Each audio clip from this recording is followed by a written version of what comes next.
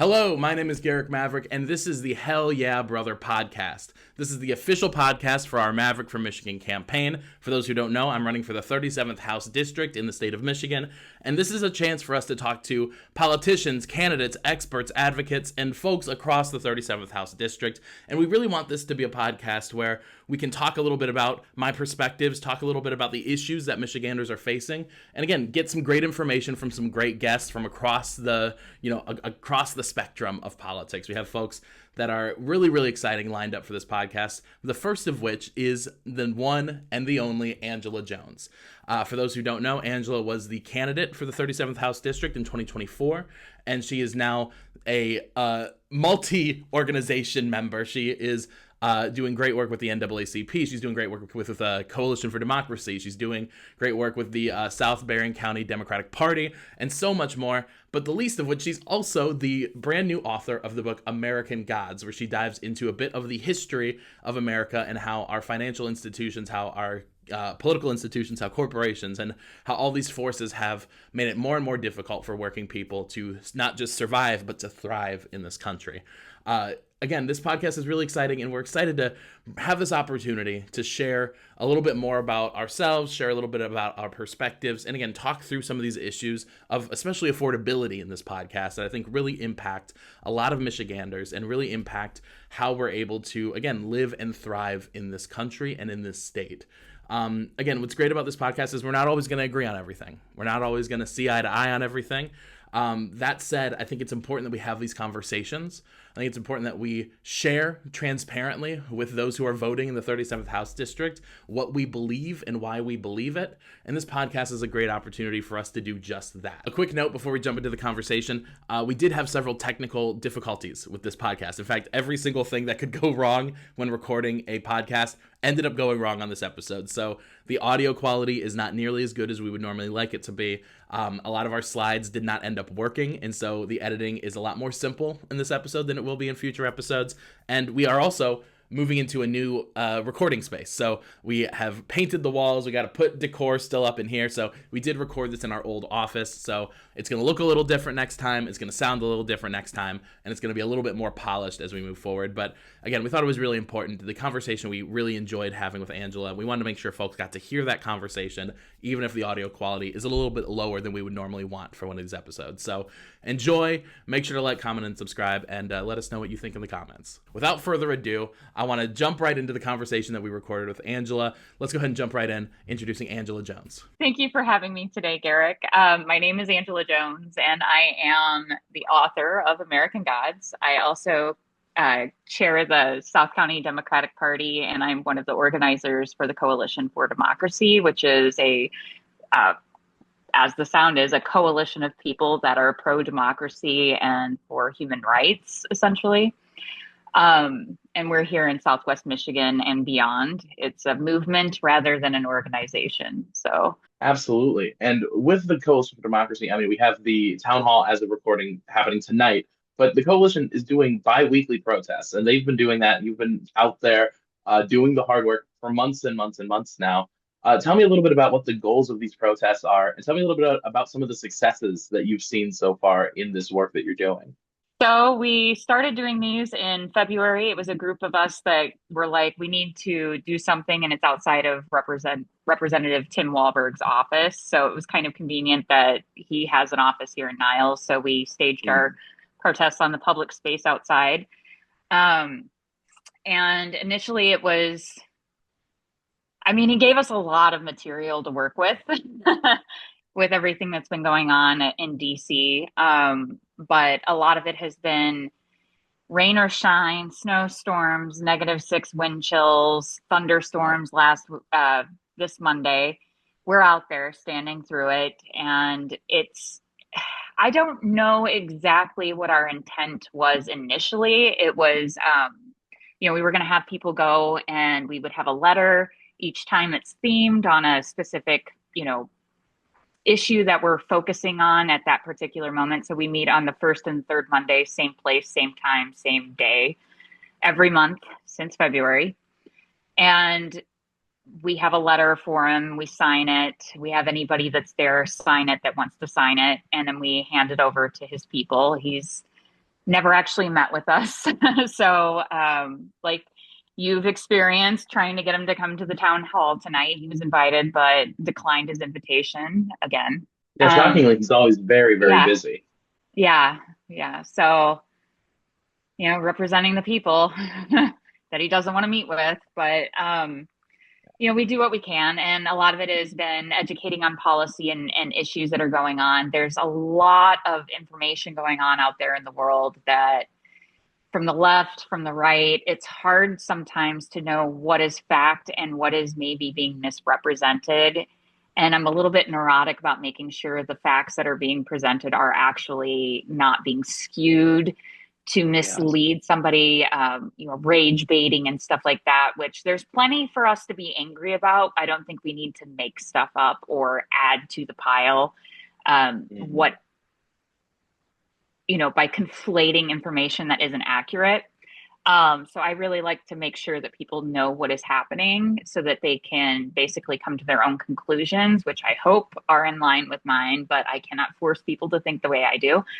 But at least I can arm them with the information. And so policy has been like my biggest thing, educating on policy. And then also, which kind of led to this happening because it was supposed to be a Facebook post that went horribly awry. Yes, um, I'm very familiar with that feeling. It's like, oh boy, you literally this turned into a book. yeah, I was like, maybe it's gonna be it was a Facebook post, and then it was getting kind of long for the Facebook, and I was like, oh, I'm terrified that Facebook is gonna like do that thing where it resets and I'm gonna lose everything. So I copied it and pasted it into Google Docs. And then Mm, from there, I started writing some more, which is dangerous because you can't see how much you're writing and it just looks like one post. And then I'm like scrolling up and I'm like, oh, well, this is a bit much. Maybe I'll put it on the coalition's website as like one of my articles. And mm. then it was like, well, I better section these so they make more sense. And then I was like, I need more context for this. And I was like, chapter 4. And Yeah. I'm like, well, so then I was like, I could turn this into a book. And actually it started out, oddly enough, as a Facebook post. It was a guy on a mutual friends post. I don't know the guy that I was responding to, but I knew the friend who had made a comment as a post. And I saw his friend or mutual acquaintance, I don't know how close they are, had commented about like illegals and stealing jobs, Mm, that really weird, awkward thing where they're stealing all the jobs, but also sponging off the taxes. It's so yeah. bizarre. Anyway, and he was blaming them for why it's hard for regular Americans, I say that in air quotes, regular Americans to get by. We should be taking care of our veterans first. I'm like, yeah, we really should, but we don't. um anyway, so I started like getting into it with him, which I shouldn't have. It's a waste of my time and energy. But at the same time, sometimes I have to. Like, I just have to get it out of my system. So I started, and he kept responding, and he started to kind of get a little bit closer to where I was trying to edge him to. And that was when I was responding with, like, did you know? And I was kind of going through historical context of things that had led us to where we are, going back to like the 80s with Reaganomics. But it's more than just Reagan. We can't just blame Yeah. Reagan. This is a dual sided attack from within our own, party systems that has been going on. And I just kept going back and back and back. And I'm like, this is like a cycle that keeps happening over and over and Mm, over again. Only this time is different because they've kind of weaponized our own methods for protecting ourselves from this happening. They've weaponized it against us, and now they've removed all of the guardrails. And the big beautiful bill that has gone through has been like the nail in our coffin of a democracy. So that was, yeah, the book was like all of my research pouring into it, and I love researching things. So I'm such a nerd about these things. And so I was fascinated, but then I'm like, this is really, nobody's going to want to read a bunch of just facts. So how can I spin this so that it's actually interesting? So I started adding in the stories of these people, these major players that are involved. And Mm. that made it more interesting to me, while also kind of weaving in all the facts and the history and the policy and how it all intertwines and how we got from the Gilded Age to the Gilded Age 2.0, which is where we are now. Yeah, no, absolutely. And, something, we were talking a little bit at the South Barron County Club meeting. So much of this is the deliberate separation of the working class, and so much of Oh it has yeah. been on racial lines, on sex and gender lines, on sexuality lines. And, I think one of the things that I think is um, one of the more subtle ways that the owning class, the corporate class, whatever you want to label these people, utilize is the artificial creation of the term middle class. Yeah. And this is something that, I've, said on this page before, but I will say it again. I was at Slotkin's event, and, it's encouraging in a lot of ways to see some of these more centristy people start to talk about affordability. But I think it's important that we analyze the way they're talking about it and Mm-hmm. the policies they're actually promoting. Again, it's encouraging that she's not taking the time out of her day to crap all over people like Zoran Mondani. She's specifically saying we shouldn't be doing that. Great. We love to see that, better adversaries are better for us. So if we can work with these people a little bit better, that's at least a small improvement over our current, leadership in the party. That being said, the way that she's talking about these issues, I counted multiple times throughout her speech where she said she didn't say working, she said middle class people should have this ability to do this. Middle class people should be able to go on vacations, should be able to live lives of But dignity. not working It was class. always, but not working class. And again, if you listen to it, it's like, oh, that is actually an incredibly insidious way to frame these issues because that Mm-hmm. implies an underclass. And that Mm-hmm. implies by saying middle class people should be able to go up north and go on vacation with their kids.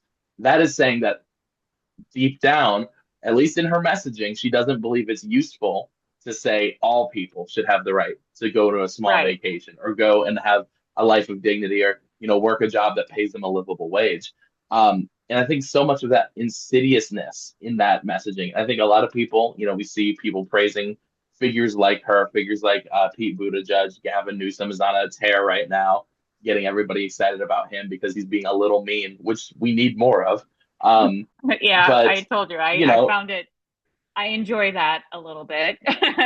absolutely But no, and it is funny. It's a good bit. I just have to, in my mind, every time I see his post, I'm like, oh, it's funny. Also, think of all those homeless people that he, yeah, is yeah, we absolutely can't not. forget, you know, speaking of which, I actually came across a term this week about called Blue MAGA. And I was like, Yep. what the heck is Blue MAGA? So another Facebook post, which was me learning about what Blue MAGA is, which I like to share the information that I receive and kind of break it down into palatable pieces, bite-sized pieces of so that people can understand how it relates to them. And Blue MAGA is basically that part of the Democratic Party where, for example, if I were to say something that I am in disagreement with Whitmer or Slotkin about, you immediately get shut down and said that it's the close ranks and come within. Like we must shield Yeah. ourselves from all outside. You're gonna tear the party apart. You're going to make it easier for the Republicans. They don't do this. Blah blah blah. And Hmm. it's like actually our job is to hold our elected officials accountable, even our side. If we're on a Yeah. side. And I have issues with Slotkin and others in the Democratic Party. And I was trying to explain to somebody else as well, like we have to be careful that we don't fall for the breadcrumbing that Mm. happens in relationships, but it also happens in politics. They might give us one or two wins that look like wins Yeah. on the surface, but they're to placate us. They're to make us, Yeah. look satisfied on like, oh, they got this done, but we're not paying attention to all of the things else that went wrong because of it. Or, as I mentioned yesterday, the auto insurance. We got what, the Yeah. $300 per vehicle back in 2020 when nobody could drive. But since then, our insurance rates have gone through the roof and there is no end in Yeah. sight. They just keep going up. And it was like Whitmer implemented a plan to reel in lower the rates in Michigan. We are now the highest in the country. So that didn't work. No, absolutely not. And that's such an issue that I think, again, we don't hear people talking about. And again, I've known people, friends of mine, family of mine, who have literally moved across the border to Indiana. And Hmm. one of the main things they cited was my insurance is half as much or a third as much. Yeah. Like that is an issue that is actually an affordability thing. And especially for communities like Niles, Buchanan, some of those that are right on the state line, it doesn't take a lot of work or effort for someone to just slide over 10, Right. 15 miles. And now all of a sudden, they're saving a bunch of money on that. Uh, and it's a real thing. We just recently had a car incident where my the axle of my car separated from my driver's side tire. Luckily, we were in a parking lot, so we weren't going very fast. But I mean, working with that insurance company, I mean, has been a nightmare. It has Yeah. been so difficult. Like you're constantly having to convince them that, like, oh no, like this is covered. Like I have I have towing. Please reimburse me for my towing. But even in that situation, like you have to be reimbursed for your towing. Like it's Hmm. not covering your towing. So if you're somebody in a situation where you can't afford to drop $150 for a tow, I mean, what good is towing insurance to you? And now Uh, having your car towed is actually used against you if you ever try to change your insurance to another yeah, company. It's now on the national database that counts as a hit on your insurance rate. So your rates yeah, will go up for a and $150 tow. and that's again the allowing for this profit seeking Hmm. within systems that are, again, by law required. We have to have insurance. And it's good that we have insurance. Obviously, we Yeah. want to make sure people are safe and able to be taken care of in a situation, especially because we built so much of our infrastructure around these death machines we call cars. It is incredibly important that we have some way of making sure things are able to be repaired, fixed, and people are able to get the medical care they need in an emergency. That being said, the profit seeking within these industries is egregious and unacceptable. And Yeah. nobody in Washington seems to be focused on how we get these insurance companies reformed or, in some of our more radical perspectives, eliminated completely. Yeah. Because it doesn't make sense when you look at medical insurance, when you look at car insurance.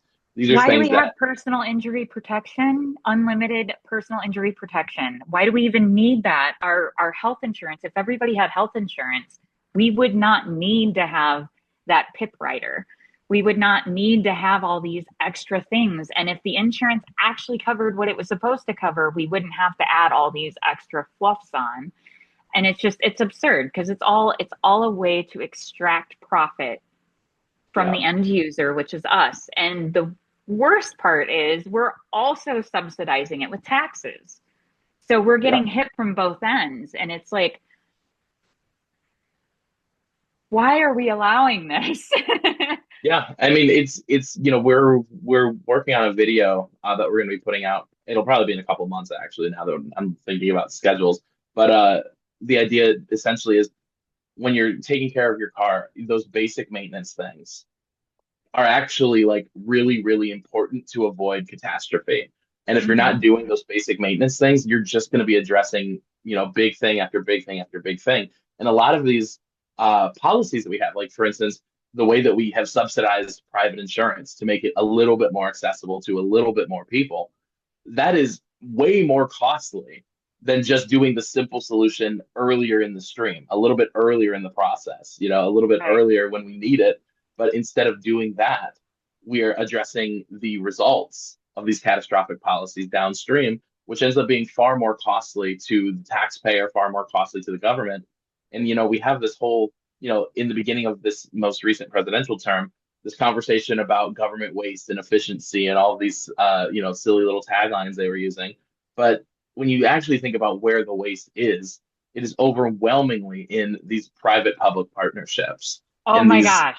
Yeah, like that is where Yeah. the waste, fraud, and abuse is. Like every single time when you look at specifically like Medicaid and Medicare, the abuse that happens is not from people who receive that medical care. It's from Mhm. the hospital systems that try to price gouge and get more and more money from It's these not systems. even just it's not even, so the hospital systems themselves know the administrators are guilty, but the providers themselves are not the ones. They're getting shanked on the side Yeah, as well. It's 100%. the insurance companies that are working as the middleman. They're collecting the subsidies and then denying the claims, and that is a big moneymaker for them, and it worked for a while. A lot of people died because of it that were just swept under the rug as like nameless statistics that nobody cared about because we didn't know who they were. Now obviously you cared if that person was somebody you loved, but as long as you kept it to like roughly a third. But United kind of got a little crazy. United Healthcare, as we all know, with the Luigi Mangione incident in, what was that, November or December? It's been a while now. Yeah, it's late last year. Yeah, yeah, yeah. Yeah. So he would, the unaliving of the CEO for United Healthcare, they were upwards of 50 or more percent of Medicare, the privatized Medicare Advantage arm Hmm. of their insurance like conglomerate, upwards of 50 to plus percent, from everything that I could find. Now they don't release their data naturally, so this was a private investigation that had gone in and started, kind of investigating the numbers, and they said that it was like more than 50% of those on private Medicare were being denied. And if you lived long enough to fight it, they might cover it. Yeah, But most of these were catastrophic. But meanwhile, Medicare was still getting, not Medicare itself, because we have to remember that there is the actual, government branch of Medicare, and then there's the private branch of Medicare. And that's what they do is they gut the systems. They make it seem so ineffective because they stop, providers don't want to provide to Medicare because the payout is not that great. The yeah, ultimate goal is to stepstone everybody onto private insurance because that's where they make the money in yeah. human need. And so it's really the private sector, it's the private insurance, companies that are lobbying. They spent millions and millions of dollars lobbying our governments, both at the state and the federal level. And it's horrifying when you look at the numbers and the data behind it. You're like, oh my God, how many people have been affected by this? And then you start digging a little bit deeper, and it's like you can quickly go down the rabbit hole, but it's not a conspiracy. This is actually happening. No, it's not a conspiracy. Like Mhm. these aren't conspiracies. Like these are things that you can look up these data. You can look up these numbers. You can look up the estimated number of folks who die every single year in this country because of inadequate healthcare coverage. You can look at these things, and it's not difficult. And again, it fits within the theory of what insurance is supposed to be. The Mhm. larger a pool is, the better insurance everyone's going to get. The more, distributed the costs are. And so when you Mhm. look at things like universal health care, when you look at things like, government run car insurance or something along those lines, even, because the pool can be broadened out to the entire country, it brings prices down. It is more efficient. It cuts down on the administrative costs. It cuts down on, again, there are people who make a decent amount of money every single year, specifically for the job of denying claims.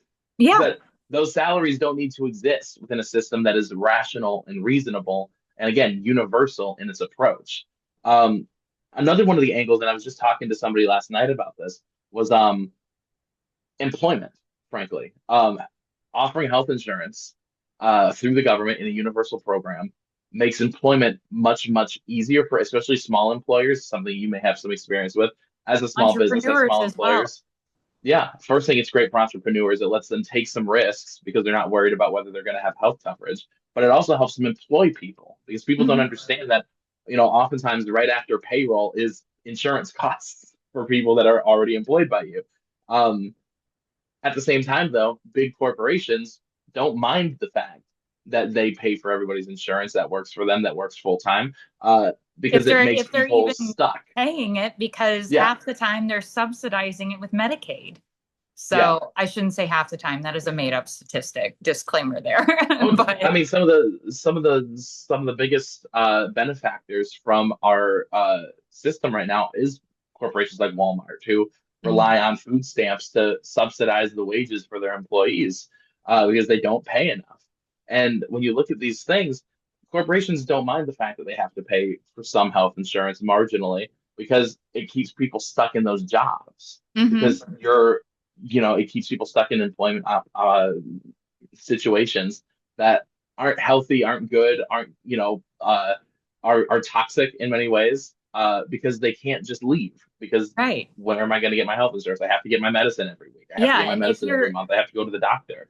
if you're a healthy single person, it's easier for you to navigate that process because you don't Yeah. have to worry about, you know, well, women generally do have to worry about pregnancy, but children especially, the cost of trying to make sure that your kids are getting their, the proper care and Hmm. immunizations is through the roof. So Yeah. if you switch, or if your child gets sick, or your spouse gets sick, or you get sick, like that's always a risk. And when you switch employers for the longest time, and I remember this because I was self-employed at the time, going through my divorce in 2011, and I had to shop around for private insurance, and it was like Mm, $700 or $800 a month, and they would not cover any pre-existing conditions that I had already been diagnosed with, which then makes you afraid to go to the doctor and get a diagnosis for anything yeah. that could be used against you to make it so you can't have insurance. But I had to have a Yeah. diagnosis for ADHD in order to get medication for it. But now my new insurance is not covering it. Yeah, So, and there's things like that, and I do want to get back because I think this is a yeah. big employment small business issue, but I also think Mhm. a lot of the anti-vax sentiment that we're seeing today, a lot of the skepticism we see around professionalism is because when healthcare is inaccessible to you, when you're afraid to go to the doctor, when you're afraid of that bill that's going to come down the line, and frankly, a lot of the times you don't get the care that you feel like you should have gotten. You see a Mhm. nurse practitioner for 30 minutes, you sit in a room for an hour, a doctor gives you about 3 sentences worth of, notes, and then you're If shipped you off to even go. see the doctor. Yeah, and that's nothing against doctors. That's nothing against Yeah, those who are working in those fields. They're often overworked and understaffed. right. But when you're somebody who is already afraid of that bill coming down the line, is already, somebody who doesn't get to see the doctor very often because it's so prohibitively expensive for many people, uh, you start to get bitterness and anger towards these systems. And there are plenty of grifters out there who will, you know, take full advantage of this skepticism, this anger, this justifiable frustration with our system and turn it into, oh, well, have you tried, dosing ivermectin every day? Or have Yeah. you tried, like vaccines are actually bad. Like all the negative emotions you feel about going to the doctor are valid because vaccines Yeah, are bad anyway. that's the thing, is they're valid emotions, Yeah, but they're being directed in the wrong way. yeah. I can't speak on ivermectin because I really don't. I gave it to my horses when I was deworming them. I have never Which is taken what it it's myself. for. And I have no idea. I have not studied it. It was just one of those things I was like, ivermectin, I'm not putting that in my body. But there's other things I've put into my body that are probably questionable. So I can't really be too crazy about that. But I haven't actually asked anybody or done any research on what ivermectin is being used for. So I'm going to disclaim that Mhm. part, full transparency. But Absolutely. you're absolutely right as far as it's a way for the brain to feel safe while Hmm. also still feeling like a sense of control over the situation. If I can't go see a doctor, um, because I can't afford the bill or I can't afford to take off, we turn to alternative methods for treating something, sometimes, old wives' tales, and sometimes they work. A Hmm. lot of our pharmaceuticals started from, ancient ways of treating things. However, it can quickly spin out of control when you're treating things with something you saw on TikTok. Yeah. And now, or ivermectin for treating, I know it was used to treat COVID or whatnot. Without and a knowledge of the science behind it. And I know science is scary for some people, but you absolutely 100% understand what you were saying. Yeah, and I think, with that, it's I think a lot of folks have that natural skepticism, and I think it's okay to be skeptical of these things. A lot of people like to say like, oh, just because I'm defending, people should go to the doctor more, I'm in bed with big pharma or I support big pharma. It's like I would nationalize pharma if I had Yeah. the power to do so. Like I am anti big pharma, I'm anti corporation in any way that, I can be politically. That being said, you know, their bad things can sometimes produce important and good things. Yeah. And the idea that like, oh, just because I think pharma should be completely, again, it should be nationalized, it should be something that we as the people fund and benefit from, Right. does not mean that just because our current system falls short of that, desired outcome, that our current system does not actually do that work and produce a lot of really good work, that there aren't passionate and incredibly smart workers doing Hmm. that labor right now, And they producing. do. They Yeah, save they do so lives. much. And we take it for granted sometimes, but at the same time, yeah, I think it should be nationalized. We're subsidizing a lot of it we're paying for Yeah, the grants and the funding for their research programs, but then yeah, it's turned around and sold to us at these, huge profit margins. Um, and there's always an excuse for it. I get it, but yeah. that is one of the benefits of having a public service that is nationalized is you're Yeah. removing that profit margin out of it. You're literally paying at cost for something. And I think more people need to understand that when we privatize anything, think of it as wholesale. When the government Mm, provides it, when it's nationalized, it is sold to us at cost at wholesale. When you add a third party and you begin yeah. privatizing a service that we need, you are now creating a store that is marking everything up to sell it to us.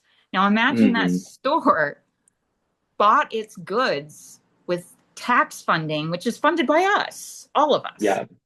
and then turns around and sells it to us at a markup. And we're okay with that. Yeah. Like it just, Yeah. I keep coming back to that. And that was another thing in the book that I really, really hit home on was the privatization of public services and the extraction of wealth. And that's what it's always funneling money from anywhere. Like so many hands are in the cookie jar and we're running out of cookies. So, Yeah. No, it is the way that all of these big firms like make their the military industrial complex. I mean, look at Tesla, for instance. My man Elon over here is the biggest receiver of government funds or one of certainly. My man is rolling in government money.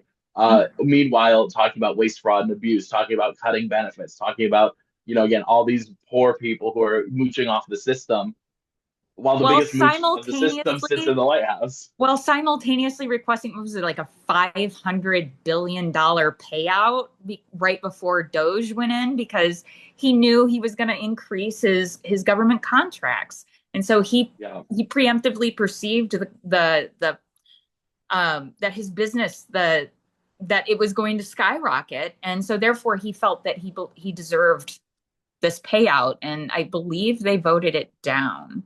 I think the FTC got involved, but then he went around and started dismantling everything. And I don't know if it was the FTC. I don't remember. It's a little foggy because it's been a while Everything since is happening at 1,000 yeah miles an hour since constantly. Elon's I been understand. in the news. And I was actually wondering. I'm like, what's our old friend Elon up to these days? Absolutely. So, Oh my God. That being said, I want to bring it back here a little bit to the 37th. Um, we are, engaged in a campaign running against somebody who is as detestable as an Elon Musk, certainly for our community in terms of scale.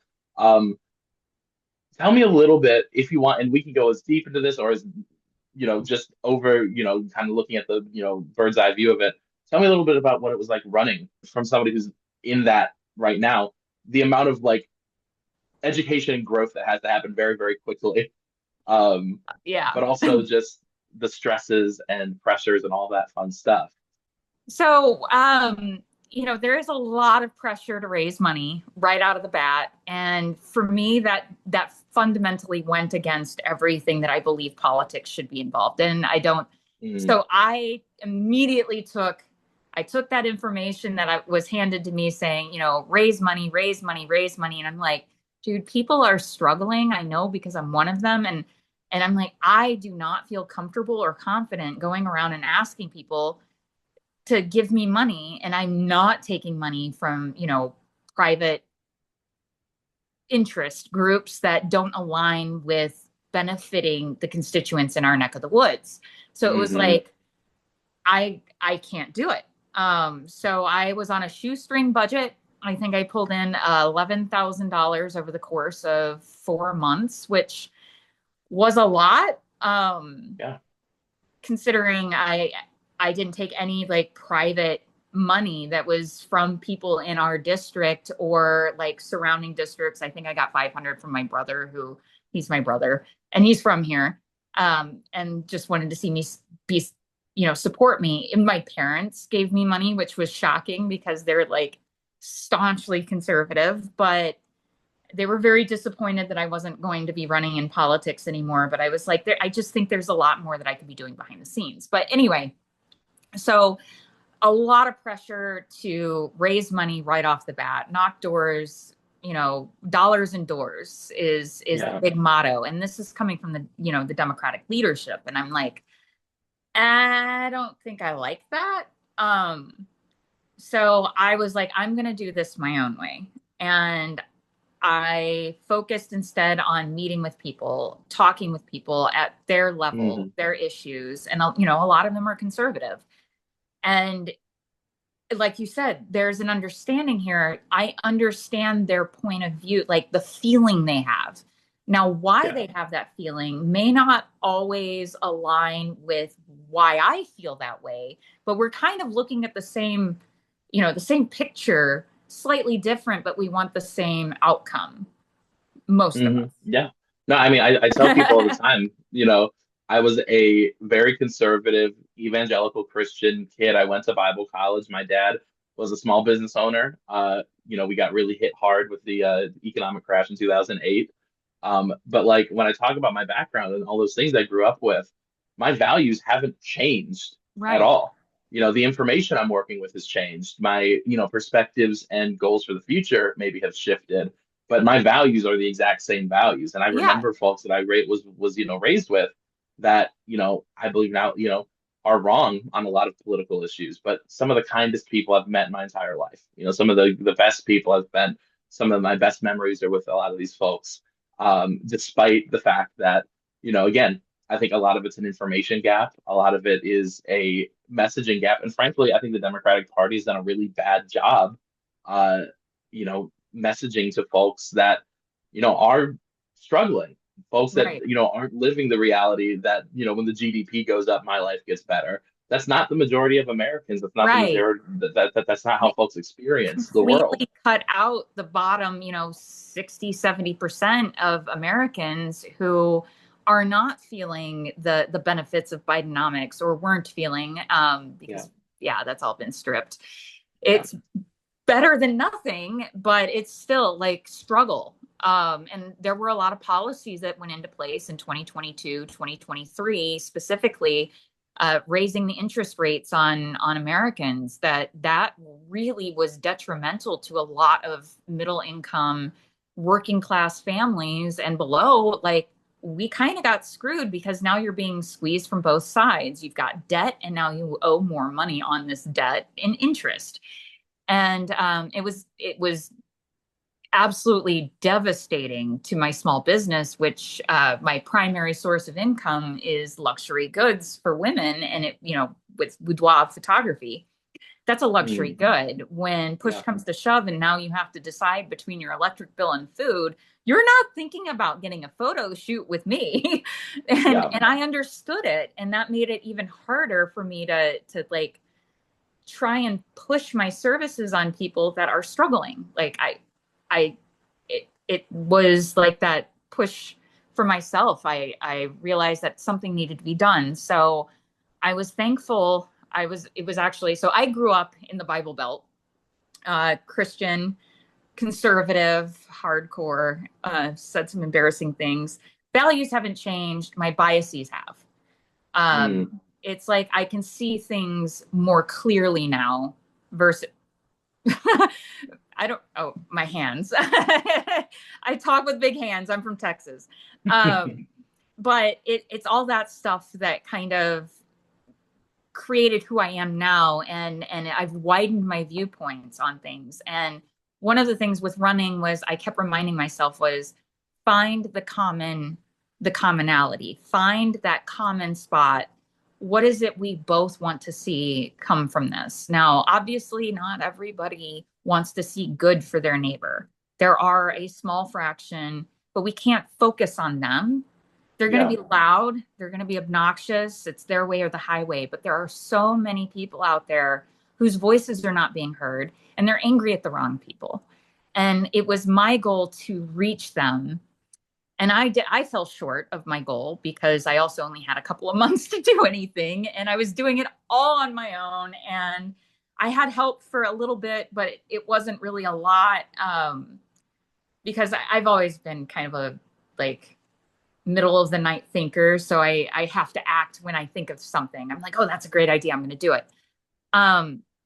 But I think I handled it well, as far as like, managing the campaign, fundraising, doing all of this stuff in a very short period of time and trying to reach people the best way I could, which we've got this internet and social media and podcasts. And like, there's so many things that I could be doing besides knocking on doors, which doors do work.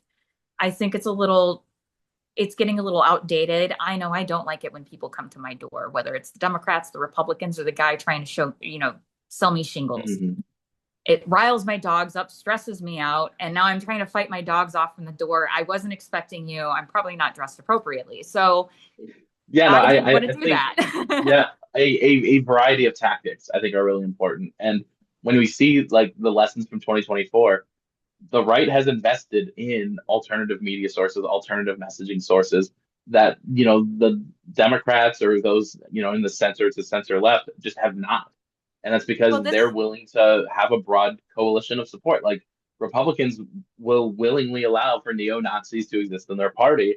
The Democrats will not allow for people further to the left to have real power in the Democratic Party. We see this with AOC's attempt to, get positions. We see this with Zoran still not being endorsed by, Chuck Schumer and Jeffries. We see these continual attempts to gatekeep and to not collaborate in ways that would actually bring more people to be paying it's attention a self-limiting to the Democratic Party viewpoint. And like the data that I've been able to find has shown that the left base, the majority, has become more and more progressive. I think as our needs are not being met, we're realizing we need these progressive reforms like yesterday or 3 years ago, and it's not happening. So they're getting more and more disillusioned, and now they're not showing up to vote because they realize that they're just getting another one.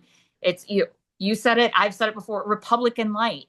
You're getting the same washed out policies and corporate friendly business structures that's still going to screw me. It's like, who's going to screw me more? And at this point, it's like, I think I'm screwed either way. So they're not feeling that urge to go out and vote for somebody. And I think it really hit the when Bernie got screwed over by the DNC again. I think that was when we saw a large drop off after the 2020 election. And then with everything with Biden, he was not the hope that they were looking for with the progressive reforms. There were a lot of promises that were made that didn't come to fruition. And I realized that, his hands were a little bit tied because you don't want to be a dictator, but clearly we have one now. There's a lot left on the table. Yeah. There was a lot that could have been done that wasn't. And that's, I've been saying this constantly. I say it all the time at this point. It's about delivering. Like, what are you delivering to the people? People need to know. And, the Trump COVID checks worked. People saw his name, signed on these checks, and they knew who to thank. Even if he didn't have anything to do with it, they knew who to thank. And it was politically effective. And you see Trump has been politically effective in that messaging in terms of like, hey, you can thank me for this, and this is a concrete deliverable. Again, he hasn't delivered anything yet this time around, but when he was running, you know, it was true. Most people were doing better in 2016 than they were in 2023, than they were in 2024.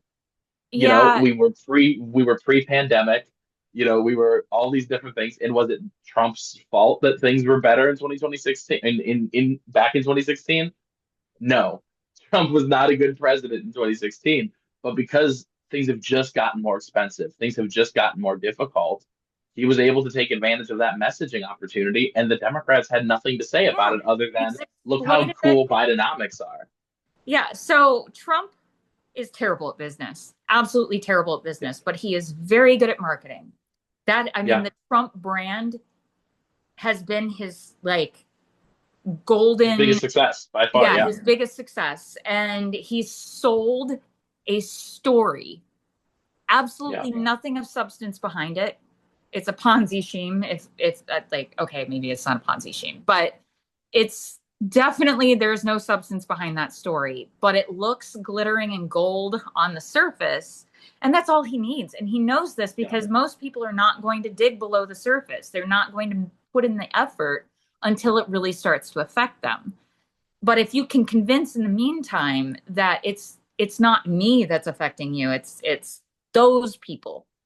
It's always everybody else's fault. And they've now trusted him. That he's become a household name. The man has been running his brand for decades. Yeah. And now we are where we are. And instead of the Democrats kind of heading this off, we have them kind of acting placating. Biden said we need to work together. Absolutely not. In a lot of ways should we have been working together, because we just opened the door and we gave them inches that they took miles with. We should have been working harder against it, because losing tiny little incremental freedoms over time is still losing freedoms. You just don't notice it right away. Yeah. And we're allowing it. Yeah. No, I think you and I could talk about this for a long time. I do want to be mindful of our time. That being said, I want to leave us with a couple moments of levity, if we can. Um, we'll have time for some final statements as well. But first off, I want to ask you, talking about the Republican and the Democratic parties, I saw on one of your Facebook posts recently that you are writing what the youth call, or you have a book that you're working on that the youth call a spicy novel. And so I have a question specifically tailored for this. If the Democratic and Republican parties were romance novel tropes, what would you say they are? And I do have an answer that I think is pretty good.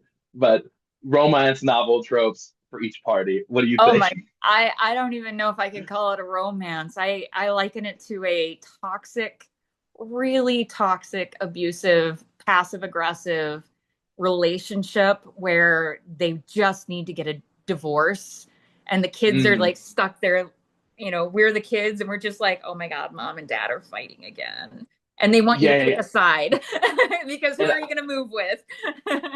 I think that if the Democrats were a romance novel trope, they would be the enemies to lovers Mm, trope. Because there's nothing the yeah. Democrats, especially centrist Democrats, love more than like a reformed Republican or like working with both sides.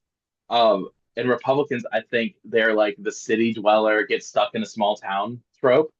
Like that to me is like everything about it's like, oh, the noble farmer, which again, farmers are great. We love our farmers, Mhm. but the like tropiness of like, oh, these people are like inhumanly good and perfect versus this like sharply dressed, like wayfish city person that doesn't care about people.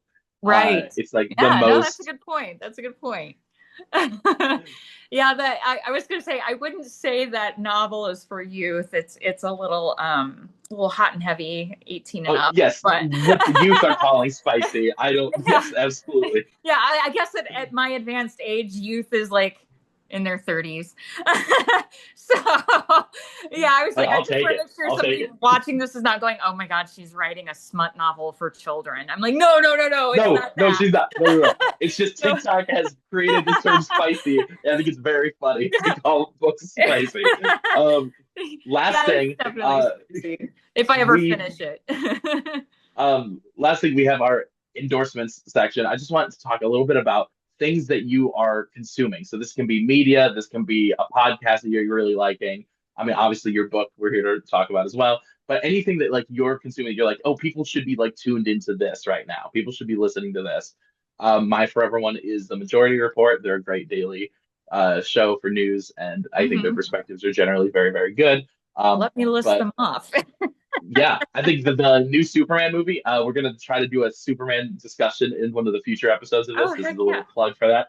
I love the new Superman movie. I haven't Um, seen it. I want to, but it's my super husband fun. is on a Henry Cavill like boycott or not. He's not boycotting Henry Cavill. He's boycotting Superman because Henry Cavill isn't in it. And I'm like, hey, Hey, but, we gotta open up I the will door.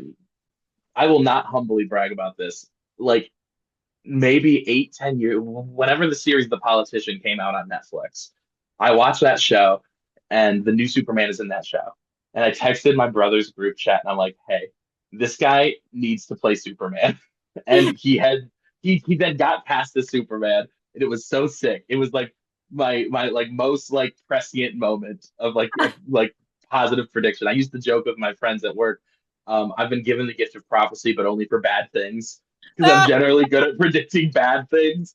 I Um, know. Not you. and Not this was you, like, but but this was the one positive prediction. I was like, this guy is so Superman. He has to play Superman, and I think he did a fantastic it's job. But the one time we that's another like thing. seeing our predictions come true. I hate it when my predictions Truly, come true because they're usually, and I actually just told my husband, I'm like, I cannot predict the future. He's like, I don't know. You've been pretty spot on pretty much every single time. I'm like, I just am really good at picking out patterns.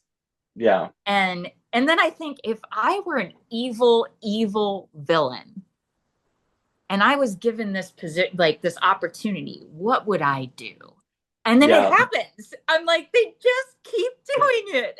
But you asked me for what I'm gonna say what my favorite resource right now is Democracy Docket with Mark Okay. Elias. He's been really awesome. I also have like 5 email addresses between the Coalition for Democracy, South County. So I try to get a lot of information in, but it's sometimes overwhelming because it all kind of boils, it all comes in at once and it's like Hmm. headlines. So I get it in spurts. But Democracy Docket has been really good about breaking things down. I like my information to not be sensationalized. Like I don't want to be told to be angry Hmm. about something. Yeah, Just I can get on. Yeah, I can get mad all on my own. yeah, I don't need you to tell me to be like, you should be angry about this. There's a Yeah. couple of influencers. Oh my gosh. She's a woman, she's a reformed pastor or Christian evangelical and who had gone to seminary school. She gives a lot of great information, and I'm trying to remember her name. I know what she looks like with her hair. Amazing woman. Heather Cox Richardson, obviously, she delves in deep on a lot of issues. There's also another woman. She's a blonde woman. She's a lawyer on YouTube that does like a breakdown of policy. And she's done an excellent Hmm. job of like cutting through the BS to get to the heart of the matter. So I really like to kind of listen to her to get a further breakdown sometimes because I take time to digest information as well. So and sometimes I don't digest it before I spit it out and then I have to go, oops, I misunderstood that. So it's nice to be able to hear the different perspectives on issues. Thank you so much to Angela Jones for being here. I'm going to have all of the ways that you can follow her, get more information about her, and purchase her book in the description of this video and in the first comment on social media. So make sure to check those out. Give her a follow. Check out the book if that's something that you're into. Again, we want to just thank her so much for being here. We also have a number of very exciting events happening right here in Southwest Michigan. The first of which is happening this Saturday. We're going to be in Buchanan at the Union Coffee House doing a little coffee hour with our friends in that part of the district. We invite you to come on out, Union Coffee House. That's going to be at 3 p.m. now because we have slid that event back so that folks can also attend our state representative's town hall, which he is hosting at 1 p.m. at the Niles Public Library. Again, we encourage folks to try to go to both events. We really want to talk to folks at Union Coffee, but we also think it's incredibly important that folks show up and talk to their state representative about the things that they're concerned about, especially given the recent passage of the Republican House budget, which definitely has some concerning elements that he needs to be challenged on because he voted for that bill. To help folks do that, we are actually going to be hosting a informational session 1 hour before his town hall in the community room of the Niles Library. This is breaking news. We have reserved the space that he's going to be doing the town hall in from the hours of noon till 1 p.m. And in this session, we're going to talk a little bit about how you can talk to your state representative and how you can, again, engage in these public meetings in a way that is informed and also meaningfully challenging to those folks. Asking follow-up questions, pushing them to actually answer the thing that you asked instead of diverting to the process or diverting to, different topics that are more comfortable for them. So we invite you to come on out at noon. We're going to be having this at the Niles Public Library in the community room, and then you can just stick around and hang out for the town hall at 1 p.m. Again, check us out. Make sure to like, comment, and subscribe. Check us out on our YouTube page. Check us out on social media. And again, if you want to make a donation, visit us at maverickformichigan.com. Thank you so much, and we'll see you next time.